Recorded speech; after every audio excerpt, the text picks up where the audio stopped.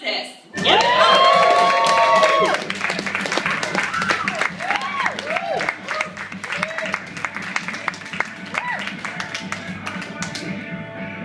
How's it going? Fine! Wow. Thanks for coming. My name's Leo Francis. I'm originally from Philadelphia, Pennsylvania. And, Nice. I moved out here to pursue a career in entertainment, and as you can imagine, it's every bit as rewarding as I thought it was going to be. Now, as much as I love my parents back home, I've been here for 12 years, and they still clearly have no idea how the industry works. Like, my mom seems to think that the only thing that it would take for me to become successful is for her to write a letter to Ellen DeGeneres telling her what a good son I am. That's how she thinks it works. And it's like, you know, after 12 years, I don't know how many times I have to say this, but it's like, Mom, when are you gonna write this fucking letter?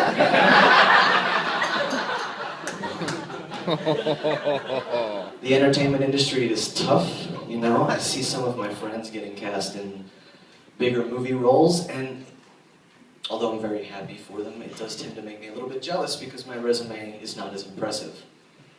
Like, semi-recently, you may have seen one of my friends in the movie Argo.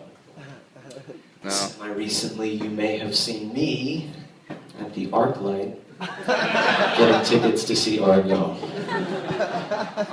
You know, at this point, I pretty much don't go on auditions. I'm just kind of sitting around hoping that they remake American History X.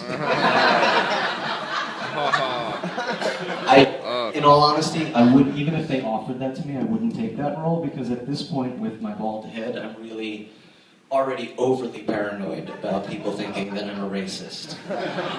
For instance, I recently got engaged. And my fiance is a beautiful black woman. And even after 4 years together, I'm still really overly cautious with the way that I phrase things around her. Like the other day, we had to take the bus down Fairfax, and we got on the bus, and it was extremely crowded. And I saw 2 seats were open, but they were in the back of the bus. So I kind of just waited for her to find them on her own. I was like, Or the other day, she was on her way to the store, and she was like, "Can I pick you up anything?" And we were out of cotton, but I think I said something like, "I can't think of anything." She's been getting in shape for our wedding, which is, you know, next year, and not wanting to be outdone and look like a fat asshole standing next to her. I've been trying to hit the gym a lot more lately, because I noticed I was gaining weight, but when I gain weight, like, it's all right here. You know, I have a weird body shape. It's like thin up here, thin down here, and when I gain weight, it just gets thick right here. It's like my body shape is starting to look like the first joint that I ever rolled. You know, like a snake that swallowed an elephant or something. I've been trying to eat healthier too. And not just to help me gain weight, you know, but because my fiance said that I had to. And I'm a smart man. So when I'm standing there in the grocery store and I'm comparing the labels on jars of peanut butter, trying to make sure that I get the one with the least amount of sugar and the least amount of sodium, it really makes me feel like a responsible adult. But then all that goes out the window so that I can buy the one that has Spider-Man on it. I never really grew out of the things that I liked as a kid, you know. I see you have a Batman shirt. I love comic books. I still love horror movies. I've been obsessed with them since I was a kid. But recently, I noticed that the same movies that scared me as a kid are not the same movies that scare me as an adult. Movies like Children of the Corn. When I was a kid and I saw that, I was like, this is the most terrifying shit I've ever seen in my life. But when I watched it again as an adult, I was like, I will beat the shit out of a kid. I would whip a kid. So, I mean, you know, it loses a lot of the terror when that happens. And you know, as an adult, you find different things terrifying. Like, has anybody seen the movie Insidious?